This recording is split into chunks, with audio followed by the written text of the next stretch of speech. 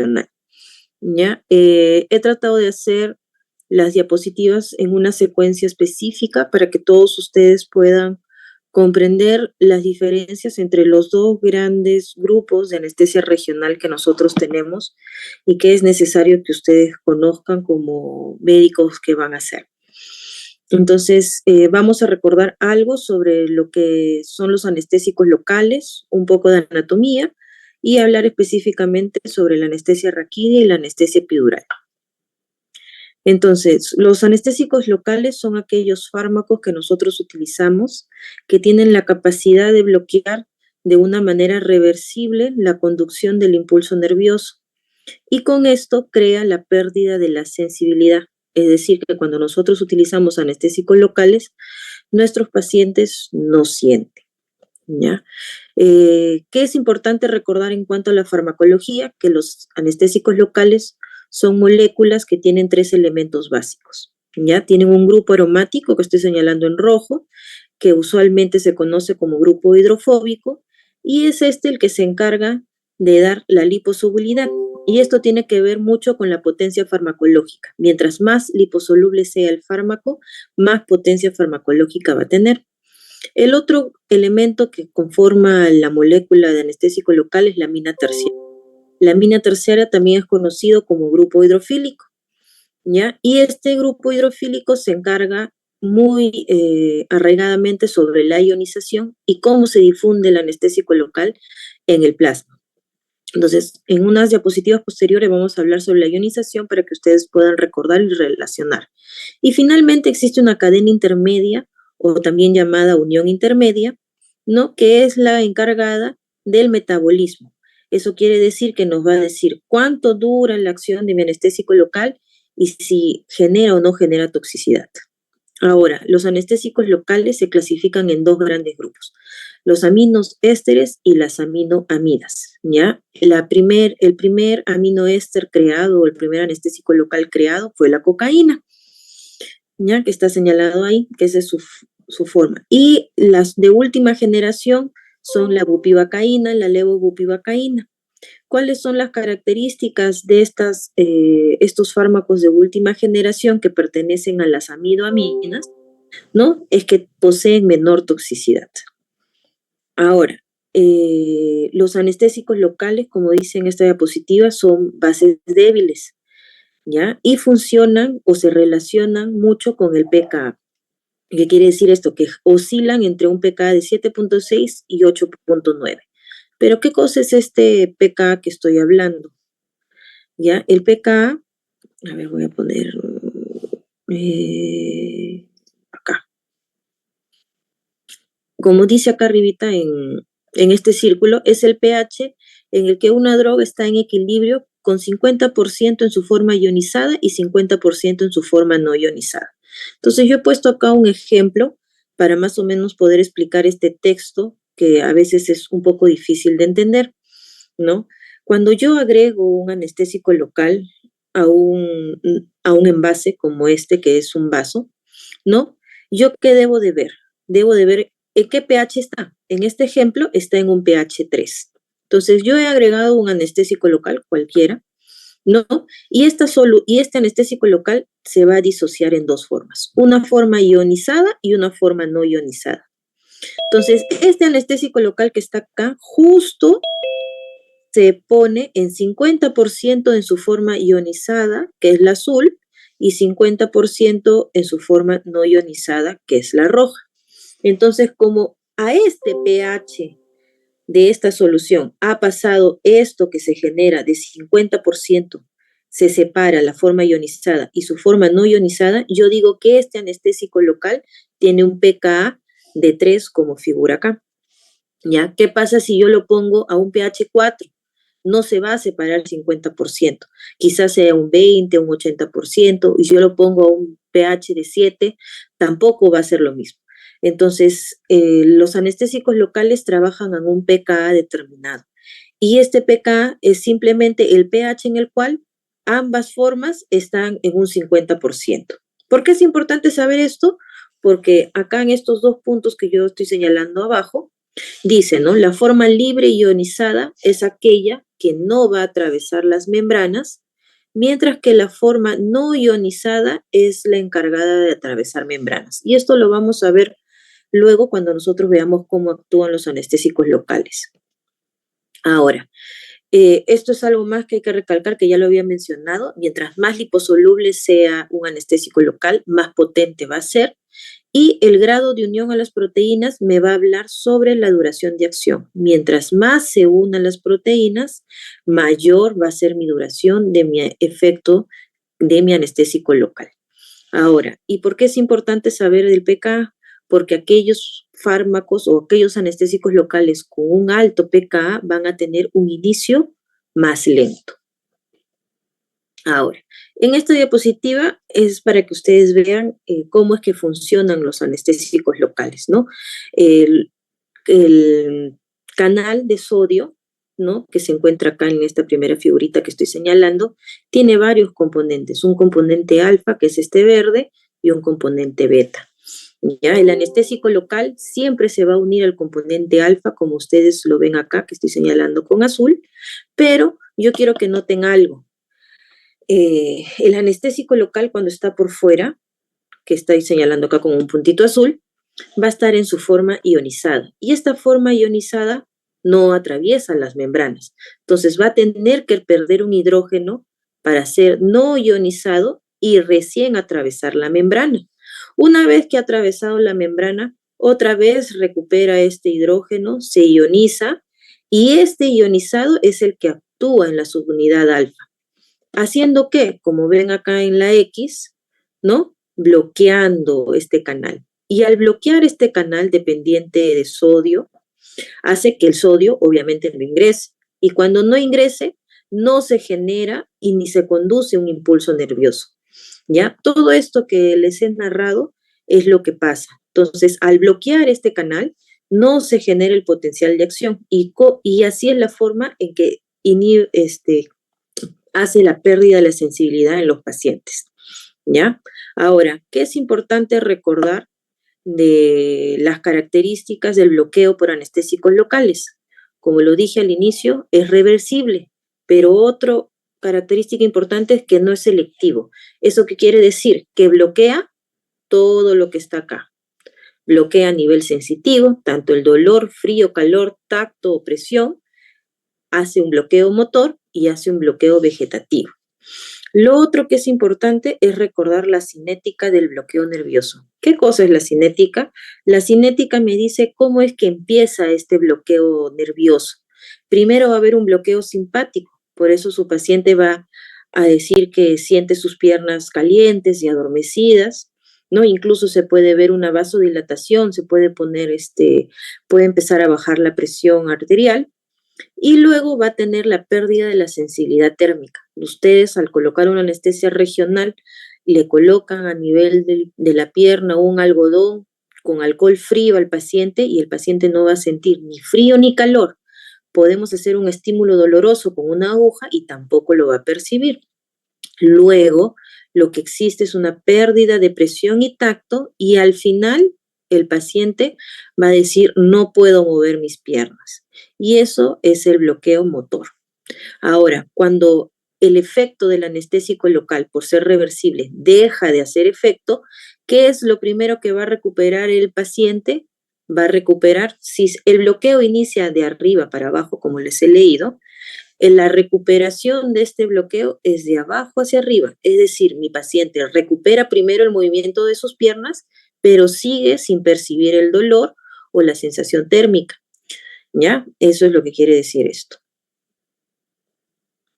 Ahora. Ay, me había olvidado de esto. A ver, siguiente.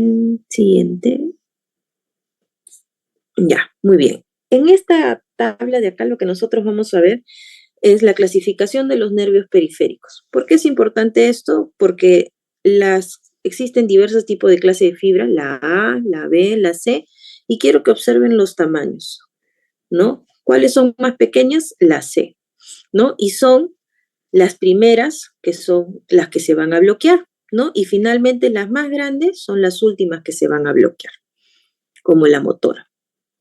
Ahora, existen algunos coadyuvantes o adyuvantes que son fármacos que se pueden agregar a los anestésicos locales y el principal es la epinefrina. Ya, la epinefrina lo que hace es que prolonga y aumenta las concentraciones del anestésico local. Y quiero que recuerden esto que está acá para hablarlo ya al final de la clase cuando veamos anestesia epidural. ¿Ya? Ahora, ¿qué más con la epinefrina? Ya. ¿Por qué es importante? Voy a borrar esto que está acá. ¿Cómo lo borro? Muy bien. La epinefrina, cuando nosotros agregamos epinefrina al anestésico local, por ejemplo, acá van a ver la lidocaína, ¿no? Miren acá, tiene una duración cuando está sola de 30 a 60 minutos, pero cuando nosotros agregamos adrenalina, este tiempo tiene más duración, puede llegar a durar unos 120 minutos. Entonces, esa es una propiedad que adquiere el anestésico local cuando nosotros agregamos epinefrina. Ahora, ¿cómo se eliminan y se metabolizan estos fármacos? Es bien sencillo, ¿ya? Depende de la clasificación que les había dicho al inicio. Si es un anestésico local tipo éster, se va a metabolizar en la sangre por la pseudocolinesterasa plasmática. Y si es de tipo amida, se va a metabolizar en hígado. Ambos tipos se eliminan a nivel renal. Por eso es importante tenerlo en cuenta en pacientes con injuria renal o enfermedad renal crónica. ¿Ya? En cuanto a la anatomía, que es importante recordar que nosotros tenemos de la columna vertebral tenemos 5 partes, ¿no? Tenemos la parte cervical, la torácica, la lumbar, la sacra y la coxigia. Tenemos 5 vértebras cervicales, 12 torácicas, 5 lumbares y 5 sacras y coxigias. Lo otro es las 2 lordosis fisiológicas, tanto cervical como lumbar, y la sifosis, que vendrían a ser la torácica y la sacrocoxigia. Tenemos varios espacios de interés, entre ellos el espacio espinal y epidural, que voy a explicar en la siguiente diapositiva, pero esta diapositiva es para hacerles recalcar lo siguiente. Nosotros tenemos que reconocer que la vértebra L2 es el límite por el cual tenemos que tenerlo en cuenta. ¿Por qué? Porque esto que yo estoy señalando acá de azul ahorita es el cono medular. El cono medular en el adulto termina a nivel de L2. ¿Ya? Entonces hay que tener cuidado cuando nosotros colocamos anestesia regional raquídea por encima de este nivel porque podemos dañar el cono medular. Y de las meninges, la dura madre. Entonces, en esta foto de acá, yo les voy a explicar cómo es o qué planos anatómicos se atraviesan con la anestesia tanto raquídea epidural para llegar a los 2 espacios de interés que nos interesan. La anestesia raquídea se coloca en el espacio espinal y la anestesia epidural en el espacio epidural. Entonces, el primer plano anatómico que voy a cruzar es la piel. El segundo es la grasa subcutánea. ¿Qué debo tener en cuenta para yo recordar cuáles son los ligamentos que voy a atravesar? Uno, que nosotros tenemos que conocer la vértebra. La vértebra tiene el cuerpo vertebral y tiene su apófisis espinosa. Aquel ligamento que está sobre la apófisis espinosa se llama ligamento supraespinoso. El ligamento que está entre apófisis espinosa y apófisis espinosa se llama ligamento interespinoso. El tercer ligamento, que es el que está pegado al espacio epidural, es el ligamento amarillo, que en esta foto está de color amarillo. ¿Ya? Atravesando el ligamento amarillo viene este espacio que está señalado con azul, ¿no? Que tiene nuestra flechita celeste, se llama el espacio epidural, que es un espacio virtual. Atravesando el espacio epidural y atravesando la dura madre, que en este gráfico es una línea negra que está acá, sigan la flechita por favor, la dura madre, nosotros vamos a llegar por fin al espacio espinal. El espacio espinal contiene líquido cefalorraquídeo, que es lo que yo quiero que recuerden, ¿ya? Para que lo tengan a consideración cuando sigamos viendo las fotografías que les voy a mostrar. Ahora, otra cosa importante de la anatomía es los dermatomas, porque depende de qué cirugía vamos a realizar para nosotros decidir qué tipo de anestesia regional vamos a poner, ¿no? Entonces, o hasta dónde es nuestro nivel de anestesia regional que vamos a tener y cuando cambiamos a una anestesia general, por ejemplo, que ustedes ya llevaron la clase, ¿no? Si es una cirugía de pie o de tobillo, ¿no? Nosotros solamente necesitamos bloquear, como dice acá en la foto, L2. Pero si, por ejemplo, esto es una cirugía de cadera o un parto vaginal, nosotros deberíamos bloquear hasta el ombligo, que más o menos es T10, ¿no? Si tuviéramos una cirugía ginecológica o una cirugía intestinal, podríamos llegar a un nivel de T6, ¿ya? Y si fuera una vesícula, por ejemplo, donde vamos a operar una parte de abdomen, podríamos llegar hasta un T4. Por encima de T4 ya no deberíamos pasar porque ya estaríamos inhibiendo lo que vendría a ser el diafragma y causaríamos una apnea en nuestro paciente. Ahora, la clasificación de la anestesia regional es en dos grandes grupos. La neuroaxial, que es la más importante, que es la que vamos a ver nosotros en esta clase, y la de los bloqueos de nervios periféricos, que es como la que ustedes ven en esta foto, ¿no? La doctora está utilizando un ecógrafo para realizar un bloqueo selectivo de un nervio periférico. Ahora, la neuroaxial se divide en raquidia, en epidural, y la caudal, ¿no? Que vamos a tomar en un acápite aparte, pero pertenece a la anestesia epidural. Entonces empecemos. La anestesia raquídea, como les había mencionado, se coloca en el espacio espinal y tiene estos otros nombres: intratecal, subaracnoidea o espinal. ¿Ya? Lo importante de esto es que nosotros debemos llegar al espacio subaracnoideo, vamos a encontrar el líquido cefalorraquídeo, ¿no? Y la característica de este tipo de anestesia es que proporciona un rápido y profundo bloqueo, ¿no? Y que utilizamos pequeñas dosis de anestésico local. Como historia, que es importante recordar que en el año 1891 el doctor Quinque fue el primero en realizar una punción lumbar y 7 años después el doctor Bier realiza la primera anestesia raquídea en el hombre, ya utilizando cocaína. ¿Cuáles son las indicaciones? Usualmente los ejemplos de las cirugías que les había mencionado yo con los dermatomas, ¿no? Puede ser una cesárea, una resección transureteral de próstata, una amputación, infracondilia, supracondilia, ¿ya? ¿Qué otra cosa debo conocer sobre la anestesia raquídea? El tipo de aguja que nosotros tenemos. Tenemos 3 tipos o 2 tipos principalmente de aguja que deberían recordarse. Unas que son punta cortante, como la que estoy señalando yo ahí, y las otras que son punta de lápiz. ¿Ya? Las puntas de lápiz son las que actualmente se recomiendan para realizar esta técnica y la característica, como está señalado en este circulito, es que la punta es roma y no es cortante, ¿no? Y tienen el agujero por donde sale el anestésico local hacia un costado. Existen diversos tamaños de agujas raquídeas, sin embargo, la que tiene mayor uso es la número 27, ¿ya? Ahora, para nosotros colocar una anestesia regional debemos tener ciertos puntos anatómicos que debemos de conocer. ¿Cuál es el más importante? La línea de Tuffier, que está es la línea imaginaria que se traza desde el borde superior de ambas crestas ilíacas. Eso más o menos está a la altura de la vértebra L4. Esto ya les había mencionado. Recuerden que la médula espinal en el adulto termina en L1, ¿no? O sea, es decir, por debajo del L2 deberíamos colocar nuestra anestesia raquídea. Y el otro reparo anatómico que podríamos tener es el borde inferior de la escápula, que está más o menos en T7. Ahora, ¿qué posiciones yo puedo utilizar para colocarme anestesia regional raquídea?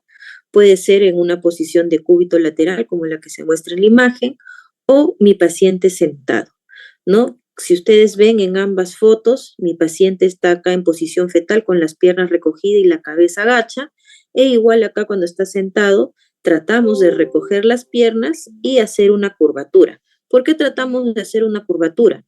Uno, para poder señalar los límites que yo ya he marcado, ¿no? ¿Se acuerdan? Acá están señalando el borde superior de ambas crestas ilíacas para tener como referencia L4. Y segundo, por esta imagen que tengo yo acá. Cuando uno está sentado o parado y no está curvado, mis apófisis espinosas tapan mi canal medular. Sin embargo, cuando yo doy una curva a mi espalda, lo que voy a hacer es separar mis apófisis espinosas y voy a permitir ver el canal medular de una mejor manera para yo poder realizar la técnica. Entonces, ¿cómo debo realizar esta técnica de la anestesia regional raquídea? Voy a palpar mi reparo anatómico que les he mencionado, la línea de Tuffier, y lo que voy a hacer es colocar mi aguja. Puedo entrar por una línea media, una línea paramedial, atravesando los planos antes mencionados, como les había dicho, hasta llegar al espacio espinal. ¿Cómo sé que he llegado al espacio espinal? Cuando yo obtenga líquido cefalorraquídeo. ¿Cuál es la velocidad con la cual yo debo infundir mi anestésico? No mayor a 2 ml por segundo y no debería generar turbulencia. ¿Ya? Entonces, ¿qué voy a ver? Lo que ustedes ven en estas fotos de acá. Voy a ingresar con mi aguja raquídea, ¿no? Voy a obtener líquido cefalorraquídeo, ustedes ahí han señalado yo la gota que se obtiene, y luego yo voy a coger mi aguja y voy a poner el anestésico local lentamente. Ahora, ¿cómo yo obtengo la altura de mi bloqueo? Porque se acuerdan que yo dije, puedo poner en L1, L2, en T10, T4, ¿cómo es que esto va hacia esas partes? Porque yo tengo factores que van a intervenir en el bloqueo que yo quiero. Uno de esos factores importantes es la varicidad, ¿ya? ¿Eso qué significa? Que los anestésicos locales que se colocan a nivel intratecal o subaracnoideo o espinal van a contener glucosa. Esa glucosa le va a dar varicidad a mi solución. ¿Y qué significa que tenga mi anestésico local varicidad? Significa que comparado con el líquido cefalorraquídeo, que está acá, va a tener una mayor densidad, va a tener una mayor gravedad. Y al hacer esto, lo que yo voy a obtener es lo que pasa en esta imagen de acá. Mi anestésico local va a ir por gravedad hacia abajo. ¿Ya? ¿Qué pasa si yo utilizo un anestésico local isobárico? Va a flotar, como acá. O si es hipovárico, se va a ir hacia arriba, como en la imagen de arriba. Entonces, ¿qué quiere decir eso? Que si yo utilizo un anestésico local hiperbárico y necesito que mi anestesia llegue, por ejemplo, hasta T10 o hasta T4, T6, como les había mencionado, cuando yo coloco a mi paciente en esta posición, es decir, bajo la cabeza, yo voy a ver que por gravedad mi anestésico se va a ir hacia mi cabeza.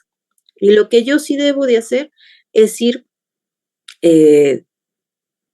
tocando a mi paciente o estimulando a mi paciente, por ejemplo, con una aguja, para ver hasta el nivel donde yo quiero alcanzar el bloqueo y luego de eso poder definir en qué momento lo regreso a su posición normal, una vez que ya haya alcanzado el nivel que yo desee, ¿no? Muy bien. Entonces, siguiente. Y esto de acá es para que ustedes vean. Nosotros en el país, nosotros tenemos bupivacaína hiperbárica que nosotros utilizamos y cuando hablaba de poco volumen me refería a esto. Nosotros podemos utilizar desde 2 mililitros hasta 4 mililitros de solución. ¿Qué concentración tenemos nosotros en el país? A 0.5. ¿Cuánta dosis como máximo podemos dar? De 15 a 20 miligramos, ¿ya?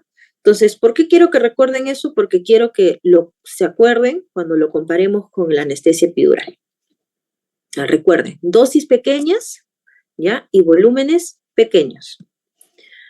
Esto simplemente para recordar los planos que atravesamos. Recuerden que tenemos que llegar al espacio subaracnoideo y obtener líquido cefalorraquídeo. Ahora, en cuanto a la anestesia epidural, debemos llegar al espacio epidural. ¿Y cómo se pueden encontrarlo en los libros también? Como anestesia peridural. Epidural o peridural, es lo mismo. ¿Cuál es una diferencia marcada con la anestesia raquídea? Este segundo punto que está acá. La anestesia epidural se puede colocar a cualquier nivel de la columna, tanto nivel cervical, torácico, lumbar o sacro.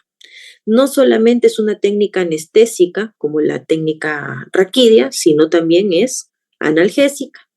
Y no debemos obtener líquido cefalorraquídeo. ¿Ya? Esas tres diferencias son las más importantes y son las que yo quiero que recuerden y puede ser pregunta de examen.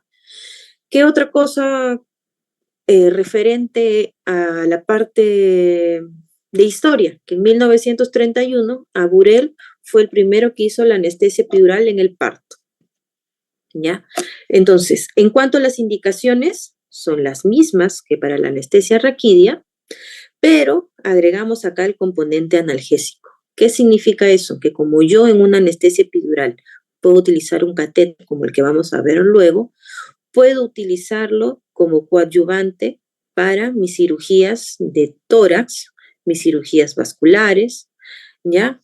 Como acá dice, combinación con una anestesia general, ¿ya? No solamente para reducir las dosis de mis anestésicos de anestesia general, sino también para el manejo del dolor.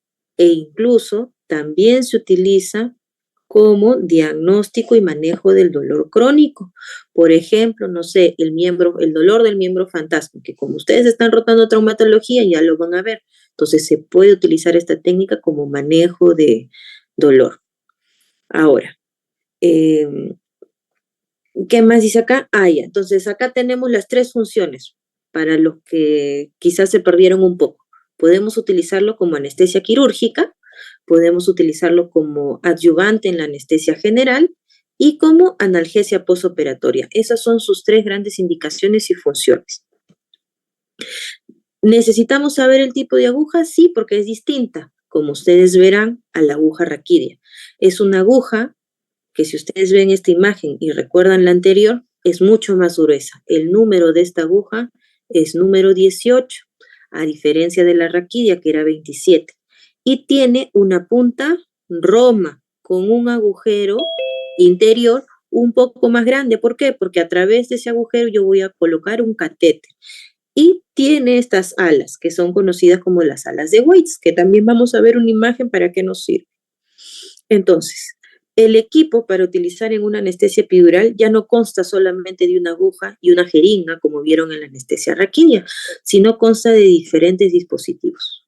Mi aguja peridural, como ven ahí, tiene estos colores. Cada color o cada segmento de esta aguja significa 1 centímetro, ¿ya? Usualmente las agujas vienen de 8 o 10 centímetros. ¿Qué más necesitamos? El catéter que he estado hablando, y necesitamos estas jeringas que obviamente son descartables y que vienen de distintas marcas, o jeringas de vidrio. Estas jeringas son conocidas como jeringas de resistencia. Ya, ahorita vamos a explicar para qué nos sirve esta jeringa de resistencia. Siguiente. ¿Qué espacio vamos a utilizar o qué reparos anatómicos? Los mismos que para la raquídea. Vamos a utilizar las mismas posiciones que para la raquídea, tanto en decúbito lateral como sentado, pero sí tenemos que tener en consideración que como se puede colocar a nivel de toda mi columna, yo tengo que saber cómo van a ser estas apófisis espinosas. A nivel cervical, yo debo ingresar más o menos en 90 grados. Cuando yo pongo una anestesia epidural torácica, las apófisis espinosas a nivel torácico tienen un ángulo de 40 a 45 grados y son más grandes. Entonces, debo yo de ingresar en ese ángulo, ¿ya? Y cuando estoy a nivel lumbar, otra vez en 90 grados, ¿ya? Entonces, esta es mi aguja, como entra, 90 grados y acá en 40 grados. Acá está, por ejemplo, una imagen de a nivel torácico, cómo es que se puede agarrar la aguja y cómo ustedes ven que le dan una angulación. Ahora, ¿cómo es la técnica en sí? Como les he mencionado, la aguja es más grande, es una número 18, es más gruesa. No es tan sencillo como la raquídea, donde solamente ingresa a través de piel y el paciente solamente va a percibir un hincón. Al ser más grande, causa dolor. Entonces, antes de nosotros utilizar la aguja epidural, debemos anestesiar piel. Hacemos un abón pequeño, ¿no? Acá vemos cómo se hace un abón, se puede sostener la jeringa de ambas formas, como ven en las imágenes, y luego de eso recién vamos a utilizar nuestra aguja epidural. Como ven, esas alas de West que les decía que presten atención, sirven para nosotros poder coger nuestra aguja raquídea, nuestra aguja epidural y tener estabilidad. ¿Cuántos centímetros debería ingresar? Más o menos 3 o 4 centímetros de la aguja. ¿Cómo sé cuántos centímetros estoy ingresando? Por la señalización que les había mencionado antes de nuestra aguja. ¿ya? Entonces, ¿cuál es mi objetivo? Mi objetivo es que mi aguja más o menos llegue a este ligamento intermedio. ¿Alguien me puede decir cómo se llamaba ese ligamento que está entre ambas apófisis espinosas? ¿Se acuerdan? Interespinosa. Muy bien. Entonces, cuando yo llego al ligamento interespinoso y utilizo en este caso, como ven acá, mi jeringa de vidrio, lo que yo voy a ver es que voy a obtener una resistencia. ¿Se acuerdan que la jeringa se llamaba jeringa de resistencia? ¿Por qué tengo una resistencia? Porque cuando yo quiero ingresar ese volumen, porque acá yo tengo una jeringa llena de líquido, ¿ya? No voy a poder ingresar nada. ¿Por qué? Porque el tejido, el ligamento que está ahí me lo va a impedir. Entonces, yo voy a poder observar esto, ¿no? Primero que tengo una burbuja que no está comprimida. Cuando yo continúo ingresando, vamos a ver la siguiente imagen, voy a borrar esto de acá, acá, ¿no? En la siguiente imagen, ¿qué ha pasado con mi aguja? Ya no está en el ligamento interespinoso, sino está en el siguiente ligamento. ¿Cómo se llamaba el siguiente ligamento? Acá está, miren. Alguien léalo, pues, para saber que estoy acá, que me escuchan. Amarilla, ligamento. Ligamento amarillo, muy bien. Entonces, una vez que yo llego al ligamento amarillo, ¿qué voy a observar? Si ustedes se dan cuenta, esa burbuja ha disminuido de tamaño, pero sigue habiendo resistencia. ¿Por qué hay resistencia? Porque estos ligamentos no me van a permitir ingresar el volumen que yo he cargado en mi jeringa. ¿Ya? Entonces, esta técnica se llama pérdida de resistencia. ¿Por qué? Porque el espacio epidural, como les había mencionado, es un espacio virtual.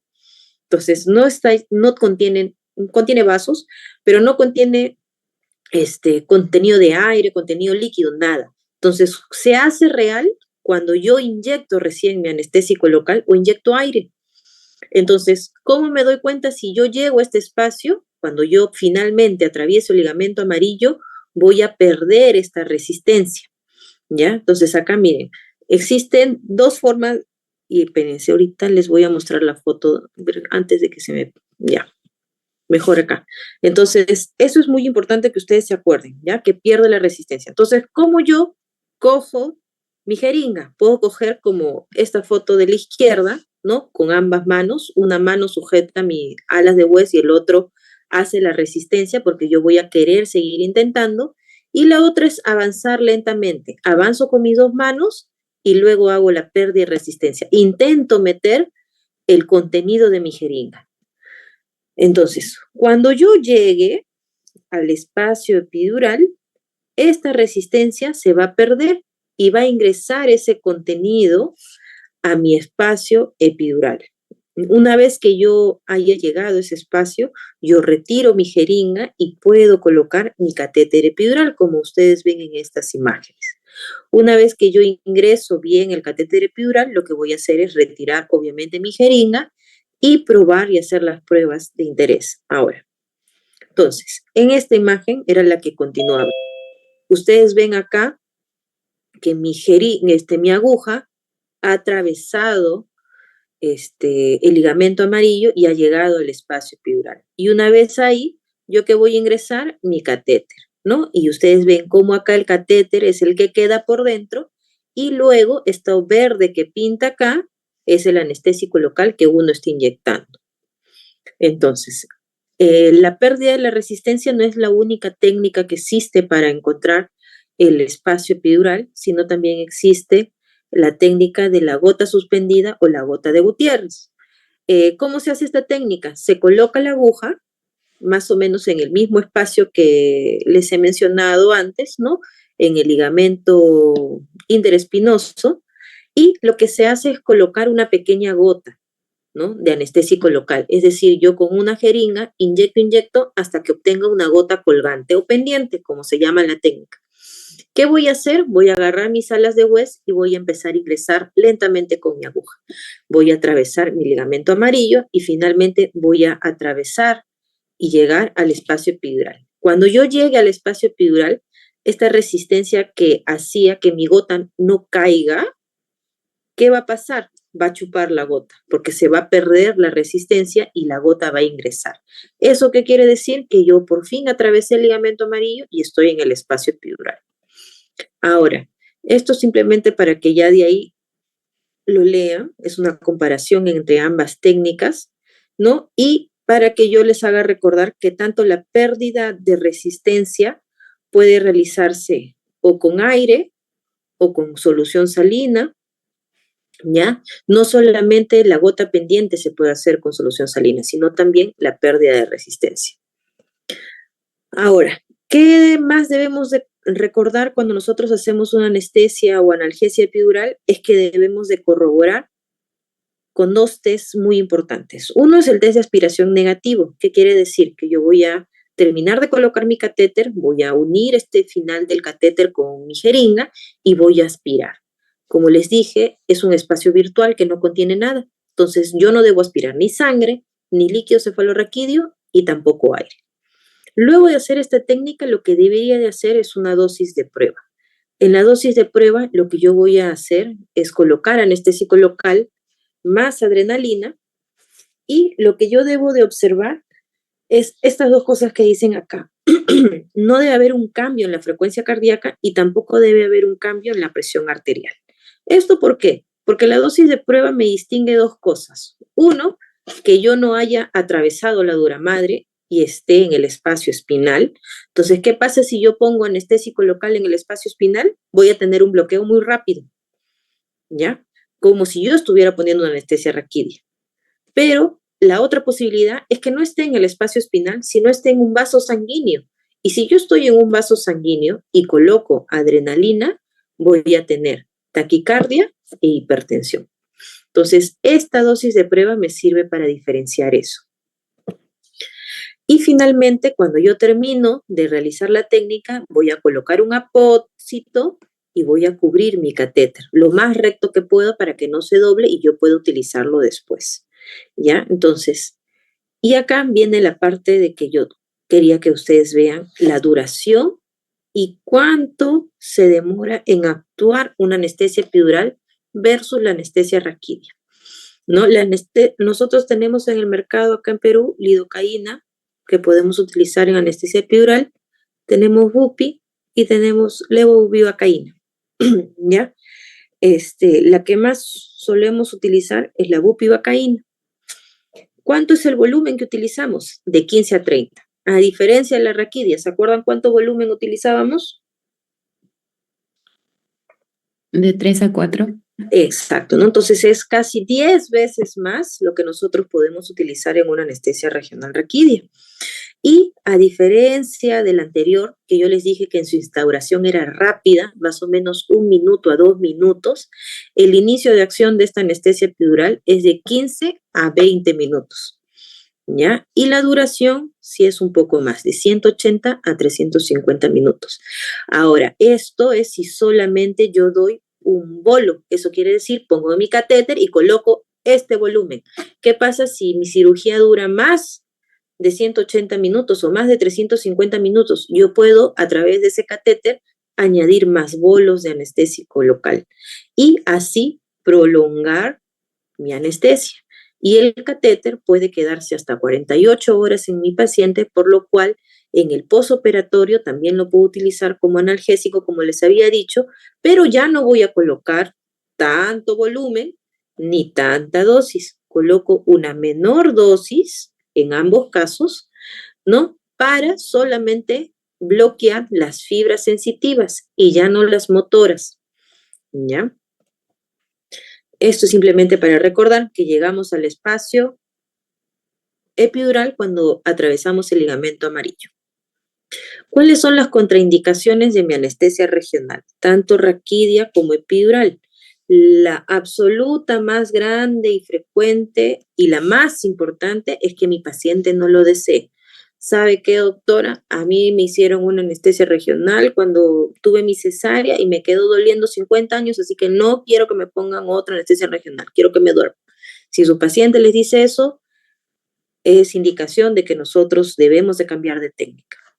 ¿Cuáles son otras contraindicaciones absolutas? Si la la parte anatómica donde yo voy a hacer la punción está infectada, si yo tengo una hipovolemia que no está compensada, si yo tengo una coagulopatía porque puedo causar un hematoma, si tengo hipertensión intracraneal, si tengo septicemia, estoy séptico, un shock séptico, si tengo alergia, obviamente, a los anestésicos locales, o aquellas pacientes con cardiopatías que requieren bloqueos altos, ¿no? Por ejemplo, una estenosis aórtica severa o una estenosis mitral severa, una insuficiencia. Y las relativas, ¿no? Que no son menos importantes, pero algunas sí hay que tenerlas en consideración, ¿no? Por ejemplo, mi paciente habla quechua y yo no sé hablar quechua. No me va a poder ayudar a colocarse en la posición, ni me ayuda a sentarse, no me comprende. Entonces, ahí yo tengo que cambiar de método, ¿no? Por ejemplo, es un pediátrico muy chiquitito, ¿no? Él no comprende que no tiene que llorar, que no tiene que moverse. Una enfermedad del sistema nervioso central, como no sé, pues la miastenia gravis o alguna enfermedad, ¿no? O alteraciones anatómicas congénitas o adquiridas. Mi paciente tuvo una hernia discal y lo operaron de la columna y tiene una tremenda cicatriz desde L3 hasta línea sacra. Entonces yo no puedo, ya la anatomía cambió porque ha sido instrumentada esa columna. Entonces podría yo no poder llegar al espacio. Siguiente. Ahora, ¿qué efectos fisiológicos son importantes? A nivel cardiovascular, la hipotensión. A nivel cerebral, puedo encontrar una disminución del flujo sanguíneo cerebral. A nivel respiratorio, puedo encontrar una disminución de la capacidad vital. A nivel gastrointestinal, puede haber un incremento de las náuseas y los vómitos, porque existe un enlentecimiento del vaciado gástrico. Y a nivel renal existe también una menor llegada de sangre hacia los riñones, entonces disminuye el flujo sanguíneo renal. ¿Ya? En cuanto a las complicaciones, esto solamente es una diapositiva para señalar las más común, que es la bradicardia y la hipotensión. ¿Ya? La más infrecuente, que son los abscesos, cuando se tiene una mala técnica o se interviene cuando el paciente tiene septicemia. Y lo otro es que todas estas complicaciones las van a narrar en su tarea de esta semana. Entonces, eso es lo que tienen que buscar. La complicación también, no tan frecuente, pero importante que se puede tener cuando se utiliza una anestesia epidural, es la cefalea post-punción dural, ya que el tratamiento es el parche hemático. Y una muy rara es la toxicidad por anestésicos locales. Ahora, la cefalea post-punción dural tiene características importantes, no es una cefalea que calma cuando el paciente, o aparece cuando el paciente se sienta y calma cuando se pone en decúbito.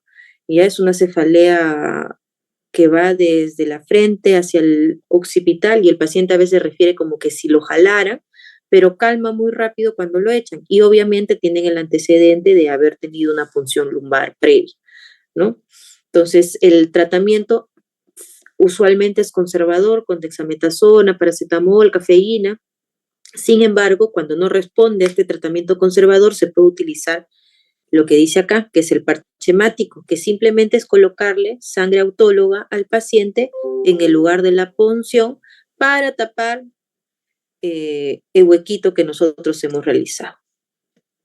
Siguiente, acá hay más complicaciones para que tengan acá, para que lo lean y lo puedan desarrollar en su tarea, ¿no? Algunos pacientes desarrollan retención urinaria, hay algunos en los cuales se puede presentar un hematoma, también puede haber meningitis, ¿no? Recuerdo mucho en México hubo un brote de meningitis porque se utilizaban jeringas de vidrio y uno de los pacientes tenía, no me acuerdo qué bicho era, desarrolló una septicemia, habían utilizado en este paciente el equipo y ese equipo lo habían reestilizado, pero aparentemente este hongo que estaba en este paciente no lo pudieron matar muy bien en la esterilización y cuando volvieron a utilizar las mismas jeringas, se infectaron como 3 o 4 pacientes más. Entonces es muy importante que en realidad empiecemos a utilizar más jeringas descartables que las jeringas de vidrio, ¿no? Entonces, ¿qué más? Acá hay más complicaciones, existen complicaciones neurológicas, como ya les había mencionado, el hematoma epidural, el absceso epidural, que son menos del 1%. ¿ya? Eso para que recuerden. Ahora, finalmente, ya para acabar, existe una técnica de bloqueo combinado que es epidural y subaracnoideo. ¿Ya? Existen equipos especiales en el cual mi aguja raquídea la puedo meter dentro de la aguja epidural, que ahorita van a ver, ahorita voy a posar las fotos, y si yo no tengo, puedo hacer como en esta foto de acá, colocar un nivel arriba mi catéter epidural y por abajo mi raquidia, ¿no? O como están en esta secuencia de fotos. En esta secuencia de fotos ustedes ven la raquidia que ingresó, ¿no? Por dentro de la aguja epidural, ¿no? Y se hace una técnica combinada. Se retira la aguja raquidia y luego acá ustedes pueden ver el catéter y se coloca el catéter, ¿no? Entonces saco ventaja de el bloqueo motor profundo que se hace con una anestesia raquídea que es mayor que el epidural y al tener el catéter puedo hacer uso de la continuidad de esta anestésico local si mi cirugía se prolonga, sobre todo en cirugías largas, ¿no? Por ejemplo, una cadera. Ahora, la anestesia caudal, ¿no? Es una anestesia usualmente utilizada en población pediátrica, no mucho en adultos porque se requiere mucha experiencia ya que existen demasiadas variantes anatómicas en los adultos, ¿no? Pero, ¿qué anestésicos utilizamos? Los mismos que la anestesia epidural. ¿Qué referente o qué reparo anatómico debería recordar?